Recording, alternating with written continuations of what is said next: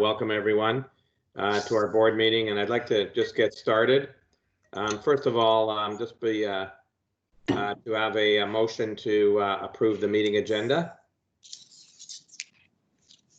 I'm happy to make So that moved. motion. So moved. Thank you. Yeah. And are there any declarations of conflict of interest this morning? No. So in terms of some opening remarks, once again, I would like to thank everyone on the board for attending and anyone who is here from the public, and thank our government partners for their participation and ongoing commitment. Our meeting today is being conducted via electronic conference facilities to help contain the spread of COVID-19. We actually have a lot on the agenda this morning. But it's something I've tried to suggest to some board members previously. I'm hoping that our board meetings will be done from beginning to end in a 3-hour time frame. One of the matters we'll be seeking approval of is the year-end financial statements. We also have the 2019-20 integrated annual report, and also on the agenda is approval of the York Street Park capital project. We'll also have some minor matters to deal with in terms of the IREC committee in change of its mandate to more appropriately reflect its role and responsibilities with sidewalks departure. We also have all of our reports from our committee chairs on the recent meetings of those committees, and we'll be considering approval requests that do flow from that. I do want to say before we get on a little bit more, a few words about recent developments that we've seen in the United States and around the world. And here, Waterfront Toronto is an open-minded organization that tries very hard to celebrate and represent the city's diverse interests and population. However, what has occurred does remind us all that we need to do more. At Waterfront Toronto, we recognize the importance of embracing diversity in all aspects of our activities.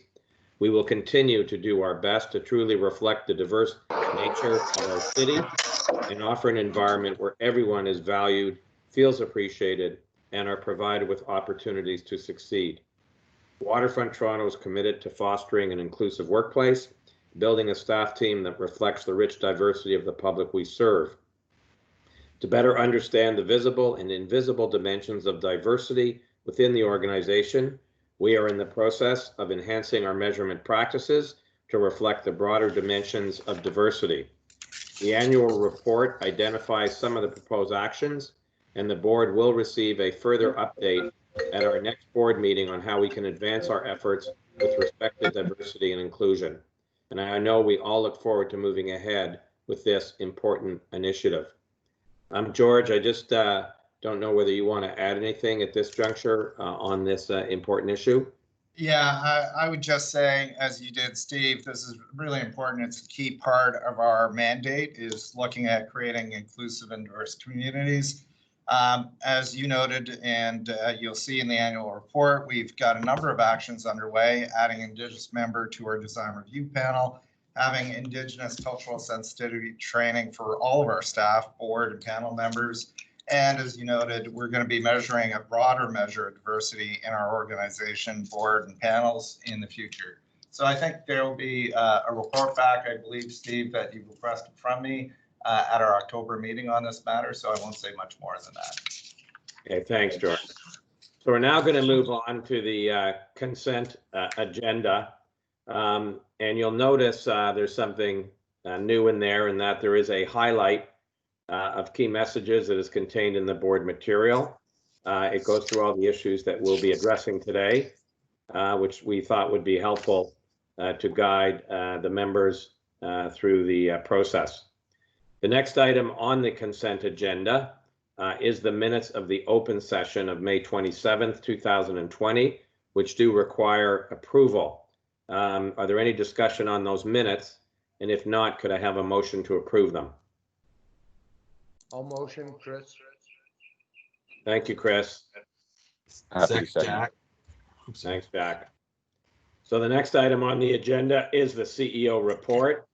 Now I'm going to take it as read, unless there's anything else, George, you want to highlight for us, or any questions from the board? Yeah, you know what? I'll take mostly questions. Maybe I'll just 10 seconds or 30 seconds just to highlight a couple things. We're continuing to progress well despite COVID. Our application of Windows 365, our conversion to the ERP has left us in actually very good functional position. So the corporation has actually got through the last 3 months very, very well from a functional perspective.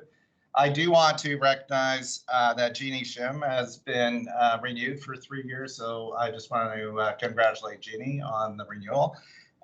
Portland's, the farm committee will be reporting back on Portland's. We're moving very well towards 90% design, which we'll report back to the board on. There are some risks that we've reported. We're managing those risks, in particular around some of our utilities. But I know that we'll be reporting back on that. Lisa and Cameron will report on the annual report, so I won't say anything else there. And as the board knows, instituted significant salary constraint measures to reflect the economic position we're in. And I'm happy to take any questions, Steve. Okay, does anyone have any questions for George? Okay. Anyway, moving on then, our consent agenda also includes reports from the chair of each of our Human Resources, Farm, and IREC committees. All reports have been provided for your information, and I, again, am going to assume and taken those as read. If the committee chairs want to provide any comments, or if there are any questions, we can certainly discuss those. First, Siobhan, are you on the line, and is there anything you want to add to your report? Thanks, I am on the line. No, it's in our board book pages 23, 24, and we'll have an in-camera. There's nothing outside of those notes that I would want to add in. Thank you, Steve. Anyone have any questions of Sev? Great. Maz is not here on the line. But does anybody have any comments or questions on the IREC report? Okay, and then Kevin, moving on to the farm report. Anything you want to say or on that? Yeah, just a couple things that I should add, maybe, Steve, quickly. We met on May 28th and discussed the Portlands obviously in detail and the utilities issues that we're facing there. The good news is that despite COVID, we are on track with that project. There's been some very minor setbacks that will be handled through the contingency. So management and everyone's to be commended that we're on track despite the environment we find ourselves in. The other good news is that despite the decision by Google Sidewalk to walk away, we are still in a very good cash liquidity position, which is important, and will certainly get us through the next phase of the Quayside project out to 2023. And I think we're around 100 million at year end in cash, which is good. And I think we management's again done a good job in marshaling liquidity post Google's announcement. So we did a thorough review of all of the insurance programs in place, which given everything that's going on in the world seemed like a prudent course of action, and including our D&O insurance, and quite pleased to see that we're in excess of a lot of our peer group and other even public companies in terms of coverage. So I think we're in very good shape there. And then very favorable reports from all of our outside auditors, BDO Canada, who, and we'll obviously touch on this in the approval of the financial statements, but had no area of concerns or recommendation in their audit, which is always comforting. And then both MNP and BTY monitors PLPF or PLFP gave very favorable reports, and we're on track. So very few risks coming out of the farm committee. I think we're in good shape. We'll obviously have to monitor it closely as we move forward, but I'm comfortable with where we're at from a risk point of view in the intermediate term here. Kevin, that's great news, a great report. I'm just, does anyone have any questions of Kevin? And Kevin, while you have the floor, do you want to just discuss the March 31st, 2020 audited statements, or Lisa? Because I think we have to have a motion to approve those as well. And Lisa, do you want to say Yeah, anything on this? Yeah, I can make a few comments on that. Thanks, Kevin. Thanks, Steve. So the corporation's March 31st, 2020 year-end audited financial statements are being presented today for board approval.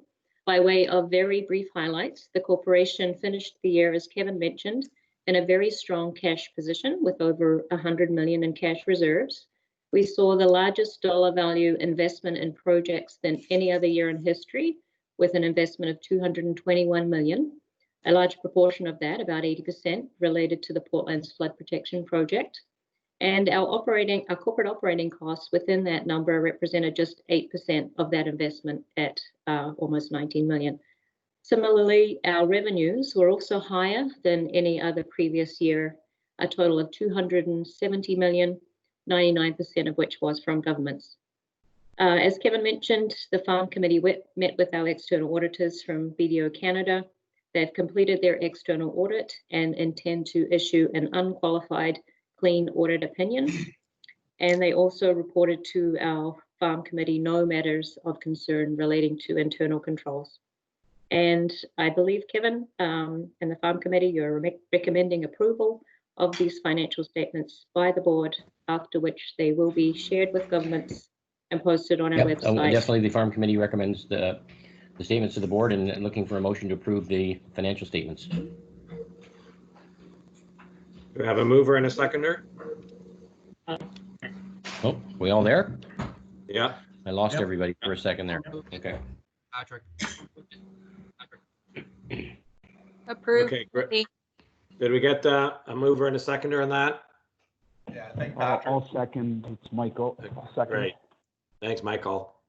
So all in favor? Carried. Aye. Aye. Aye.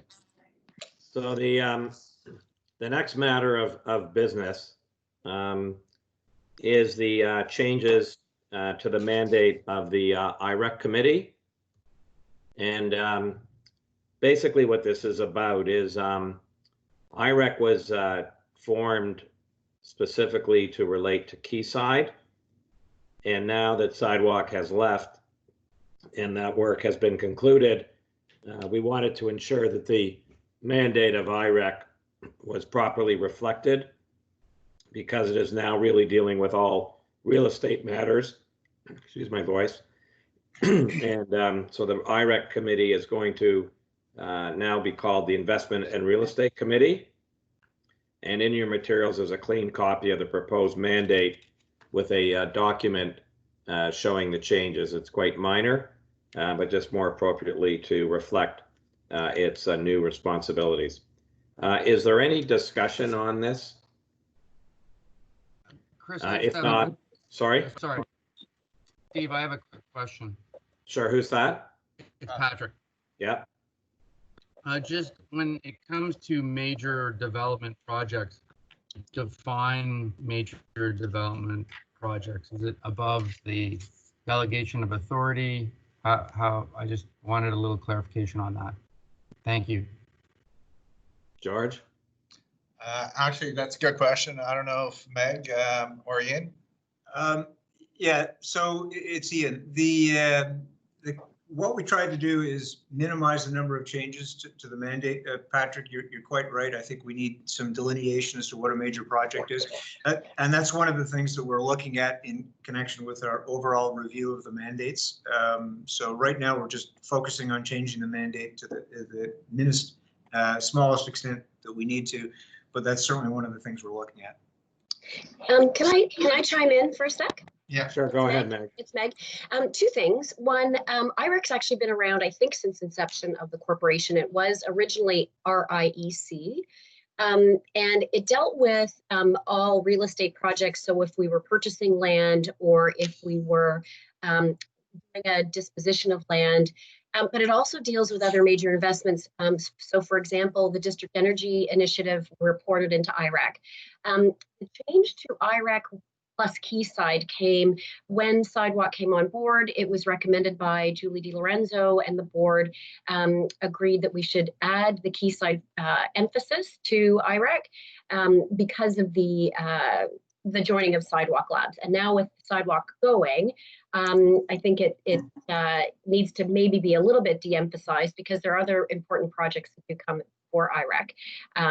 So I wanted to add that in, and I agree with Ian, we have more work to do on the threshold, but generally speaking, Patrick, any kind of disposition or acquisition would come, and then any other major sort of business initiatives such as intelligent communities, Field. As long as that's properly reflected, I'm fine with it. I just want a little more specificity in the document itself. Thanks. Yep. Thanks, Patrick. I also had a question, probably for Ian. It's Michael here. Does this mandate get put on our website? Yes. It's publicly available. Is there any concern that we have that by taking out the concept of the innovation and funding partner, that people look at that and say that we won't be looking for an innovation and funding partner at some point again? Michael, what we've done, the reference was to the specific proponent, i.e. Sidewalk Labs, and the specific RFP. So what we've done is we've made it more generic so that it applies to anything we do at Quayside. So that's not to say that there wouldn't be an innovation and funding partner, that there wouldn't be other people brought in, or obviously not to say we're not going to move forward with the project, but it's simply to reflect the fact that it is now no longer Sidewalk Labs specific. So what we've done is made it more generic to refer to the property and the project. Michael, maybe I can just add, the innovation part is always still in the mandate of the organization itself. So that mandate's still there. So we can always point to that. But as Ian said, we'll be reviewing all of the mandates as we approach the governance review, and we'll be probably reporting back in the fall to the board. So we'll get a chance to adjust anything we need to adjust then. Got it. Thanks, George. Thanks, Ian. Okay, well, good points by both. Thank you. If there are no further comments, could we have a motion to approve the revised mandate of the committee? I'm happy to move. Thank you. Seconder? Okay, great. All in favor? Aye. Aye. Okay, thank you. Moving on the agenda, the next matter is dealing with Waterfront Toronto priority projects. And David, are you on the line? I certainly am. Great. So could you give us an overview on the status of our priority projects? Yes, I will. And we've got some visual aids to help with that. So we're currently completing projects in East Bayfront, North Keating, and obviously the Portlands. The first one I'll speak to is the stormwater management facility. So the photograph you see in front of you is that facility. It's actually an architecturally award-winning design by our consulting team. The exterior core and shell was completed about 2 months ago. Work is progressing on the interior, and we are projecting completion of this project by the end of the year. And this is a place where stormwater from West Don Lands, East Bayfront, and North Keating will be collected, treated via a clarifier, ballasted flocculation facility, clarified again by ultraviolet light, and then discharged back into the harbor, essentially bacteria-free. We then have in East Bayfront, the Bayside Phase 2 project, which includes a variety of work, including roads, public realm, Water's Edge Promenade. That project is substantially complete. Construction, a little bit of cleanup left to do, but construction essentially is done. And that is in support of Heinz Tridel in their development of the Bayside Aqua projects and the Heinz commercial projects. The next project is the Cherry Street Lakeville. I'm pleased to report that the Cherry Street Lakeville project has been completed.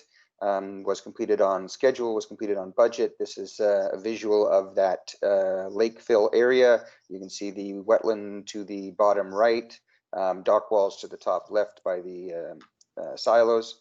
And this is the area where there is some development to the east, but for the most part, this area will be Promontory Park North in the fullness of time, although we are not constructing that park as part of our project. Then in the Portlands, and I am skipping by some other photos, in the Portlands, you can see here these latest photos. We are still just finishing off. We got somewhat less than 30 caissons to put in for the cutoff wall in area 1, and we have started the deep excavation. So we're down 4 and 5 meters in the Central River Valley. You can see the equipment here and the depth of excavation. And we anticipate 100% of the excavation complete before the end of the year. And we will begin putting in the base for the river, drainage and environmental barriers, etc., as we start to build it back up in anticipation of planting next year. We have also constructed our on-site soil treatment facility. You can see on the left side here what are called biopiles. So the excavated soil is essentially, I won't say it composted is an analogy to what's happening here, but essentially what's happening is that the piles are left to be dealt with through the addition of bacteria, which actually consumes any of the hydrocarbons that are present in the soil, rendering it safe for reuse on the site. And to the right is the plug at the ship channel, which is the third outlet, or where the third outlet for the river during flood would happen. And then, oh, went one too far. And then finally, just a shot of the Keating Channel. You can see the new dock wall, and of interest here, just in front of the existing Cherry Street Bridge. We have commenced the surcharging of the new Cherry Street alignment. We're doing that in order to compact the soils there from a geotechnical perspective, so that we can then build the roads on in that area. And also right at the Keating Channel are the new abutments and footings for the new Cherry Keating bridges, the first of which will arrive this summer. And I think that's all I wanted to speak to, unless there are any questions. David, great job. I mean, there's so much within your mandate and responsibilities, and it all seems to be going so well. I just want to commend you for the great work you're doing. Thank you. Any other comments? Okay, moving on. George, I think at this point, we're going to need approval for the integrated annual report. So I turn the floor over to you to make a presentation. Yeah, all I would say is, and I'll turn it over to Lisa, that we've integrated 2 reports. Lisa and Cameron will walk you through both what's in the report and our next steps. Lisa, Great. sorry. Great. Thanks, George. Thanks, Steve. So this integrated annual report was a true collaborative effort. I'd like to acknowledge the very hard work of Christina's innovation and sustainability team, Cameron's communication team, and my own finance team in pulling this document together, and in working with Bespoke Cultural Collective. It's been a true collective collaborative effort over the last 3 months. Our integrated annual report is the formal report back on our 2019-20 corporate plan, and the overall theme this year is resilience. And under that theme in our report, we talk about how our collective investments make communities on the waterfront more resilient, not just physically in the built form infrastructure, but also human resilience from the social and environmental investments as well. The corporate plan that this report reports against was approved by Waterfront Toronto's board back in December 2018 as part of the rolling 5-year strategic plan. While I will take the report as read, and Christina, Cam, and I are happy to take questions, I did want to highlight 3 things about this year's report to the board. The first, as George mentioned, and you'll know from the name of the report, it's an integrated report. We've combined our biennial corporate social responsibility and our sustainability report, which is focused on environmental and social impacts, with our traditional annual report focused on financial results, into one integrated annual report.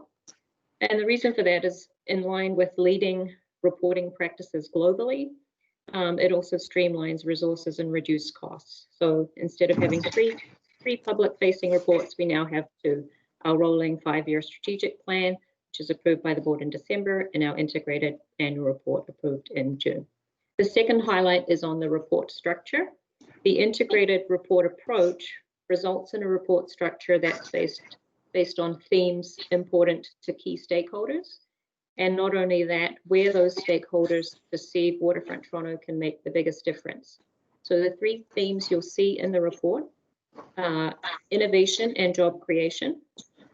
The second theme is climate, leadership, and sustainable design. And the third theme is green space and healthy communities. So the difference you'll see in this year's report is that instead of having individual sections on projects, those projects are now reflected throughout those 3 themes in those sections. The third and final highlight I'd like to make on the report is on performance measures. We report on performance measures, or KPIs, that are linked to our mandate in this report. This was a key Auditor General recommendation to governments, and it's also an obligation for Waterfront Toronto now as part of the Tri-Government MOU. This was the first year that we have measured ourselves against targets. Those targets were set back in December 2018 in that 5-year rolling plan. And we're pleased to report that we met or exceeded 89% of those targets this past year. And you can find more information about those targets and results on pages 72 to 73 of the report. Just to wrap up before I hand over to Cam, where this document goes from here, assuming the board approves the integrated annual report in principle today, there will continue to be an opportunity to take further non-material edits up to the end of next week, including from governments. And you should know that Waterfront Toronto has solicited and received feedback from governments and incorporated it into the document in front. The plan is to finalize the report in July, and I would now invite Cam to provide some comments regarding the communications rollout. Thank you, Lisa. And yes, the report does integrate key features of our strategy, governance, financial and non-financial performance. And I think, and I hope you agree, it does convey a strong sense of who we are and what our outlook for the future is in a much more narrative style than we did reporting about 5 or 6 years ago. So we're pleased about that. In terms of rollout, and as Lisa said, we expect to release the annual report in later July.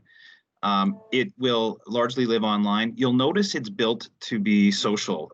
It's built to be shared on social. So it's very visual and infographic. So we can take impactful visuals and tweet them out and draw people back to our long content. So, you know, you can see a short visual and it can capture your imagination, and then you can read more about our projects if you go to our website, which we'll link back to.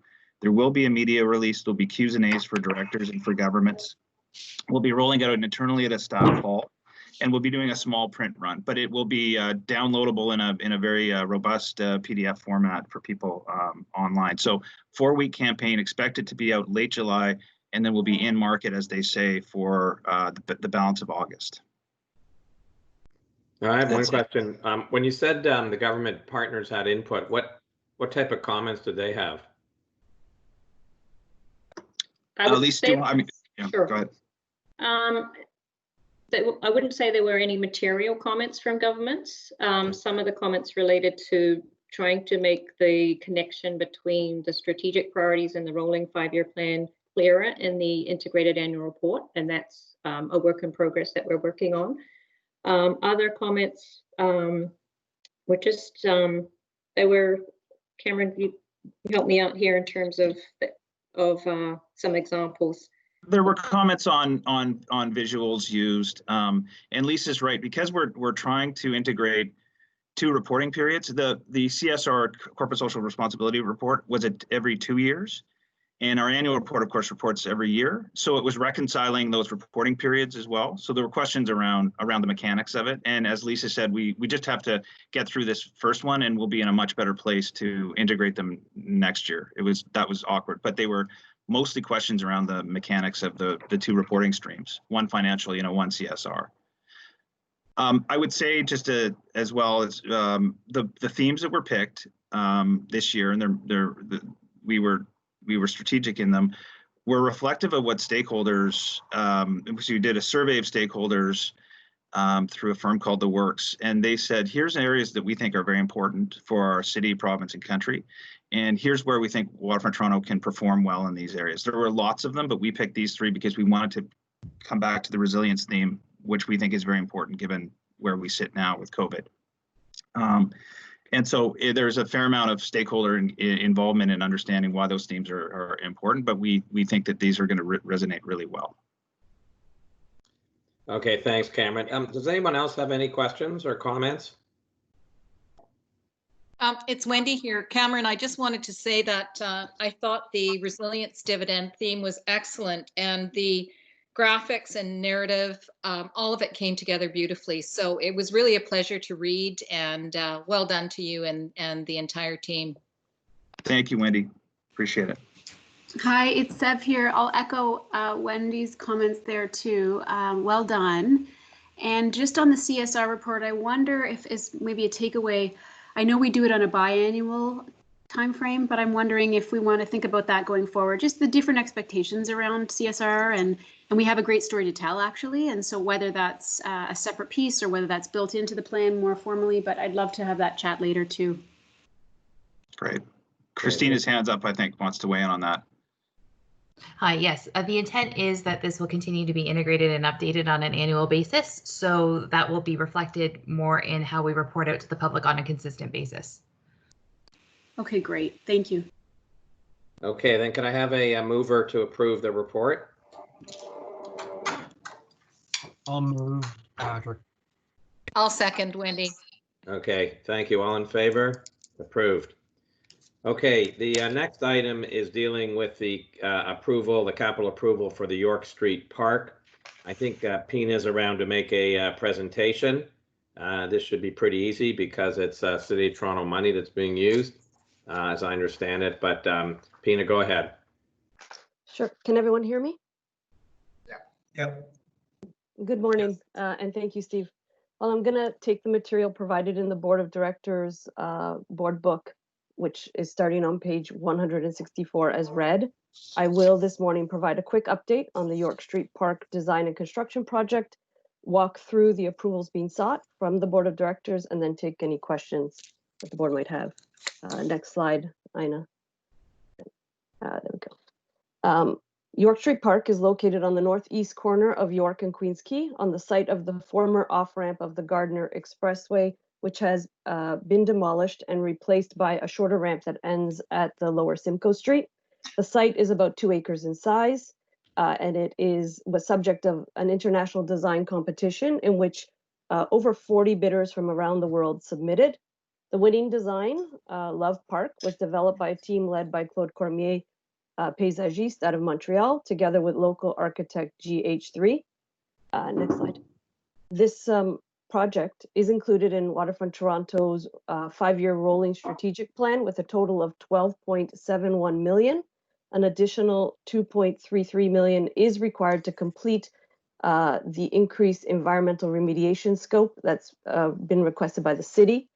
And we are in the process of amending our delivery agreement with the City of Toronto Parks, Forestry and Recreation to obtain this additional funding. As was noted, this project is completely funded by the City of Toronto Parks, Forestry and Recreation.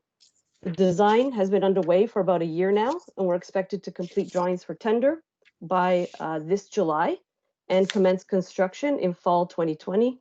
And the goal is to open the park in July 2022. These images that you can see on the slide give you a sense of the character of the design of the park. The park has one large heart-shaped pond with a catalpa island in the middle where an existing tree will be maintained. The pond edge is red Mexican multi-tile mosaic. The pond is complemented by large areas of green planting and lawn for lounging in.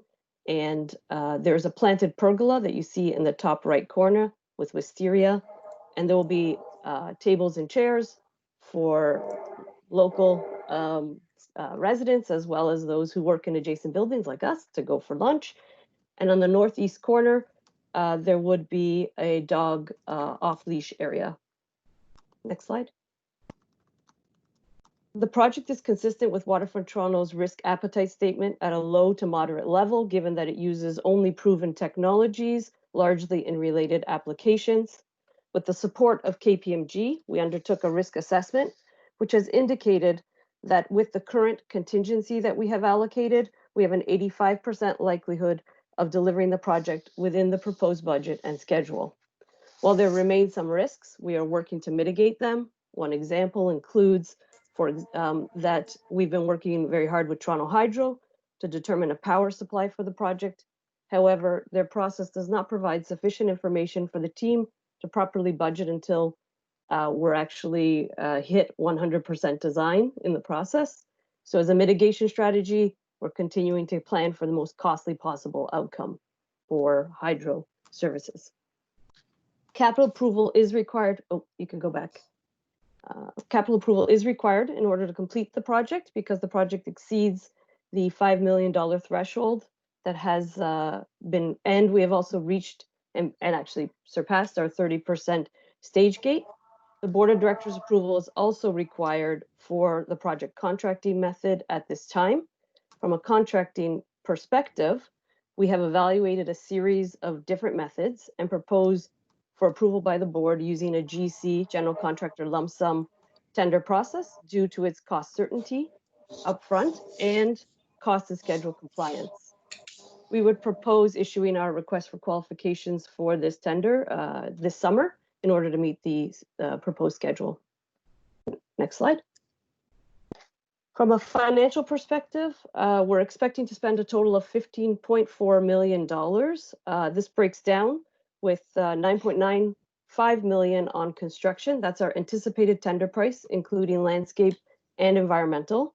$2.79 million on soft costs, and this is already incurred via the design and project management costs. The soft costs also include Waterfront Toronto staff costs for the project, which are being compensated by the Parks Department. $2.06 million is being reserved for contingency, as I noted, and of course, tax. Next slide.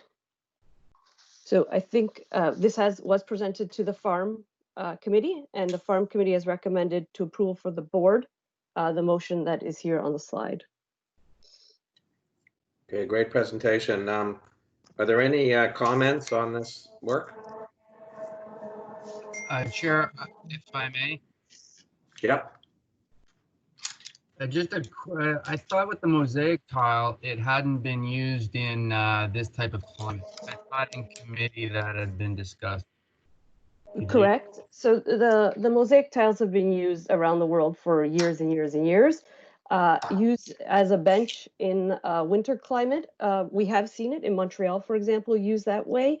But of course, we want to do our own R&D to ensure that when we construct this bench, that it'll have longevity. So we are in the process of creating a mock-up, and will not make a decision about the mosaic until after one winter season of that mock-up outside. So we are actually tendering 2 bench options so that we lock in prices for 2 different alternatives in the event that that mock-up doesn't prove to be successful. Perfect. I only remembered part of it. Thank you. Great. Any other comments? Okay, we have a motion to approve. I'll second, Chris. Okay, great. Thanks, Chris. Okay, we're now at the point where we need a motion to go into closed session to discuss items 10, 11, 12, and 13 on the agenda. Anything, I just want to remind everybody that any resolution in closed, if we approve it, needs to go back into open to be passed at the end of the meeting when we go back into open session. So at this juncture, is there a mover and seconder to go into closed session? I'll move, Chris. Great, thank you. So we just have two motions. One is to approve the May 27th board meeting closed session minutes. Is there a mover and seconder? I'll move it. Jack. Thank you. And we also have a motion to approve the compensation arrangements for the CEO of the corporation. Is there a mover and seconder? I'll move or second. It's Andrew. Great. Thank you very, very much. So I just want to thank everybody again in this difficult time for attending today's meeting. I think we had a lot of good discussion. I think the meeting is now over. So I will now declare the meeting terminated, and hope everybody remains safe and has a healthy and wonderful summer.